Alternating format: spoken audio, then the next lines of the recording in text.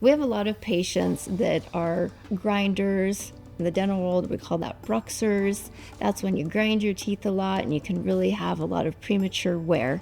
And we can make night guards here in the office for a lot of our patients. We can also actually inject the masseter muscles to actually relax those muscles so that you don't have as much pressure on those back teeth and causing trauma, breakage to teeth. We've seen that. If you can break a tooth, you can break a crown, you can break an implant. So we need to control those.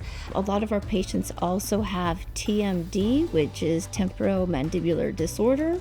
And whether it's a Bruxism device, like a night guard, we have that option for our patients. We also have the option of Botox, Dysport, botulinum toxin, all the same similar stuff that we can help our patients as options depending on where they're at with their pain levels and what their needs are.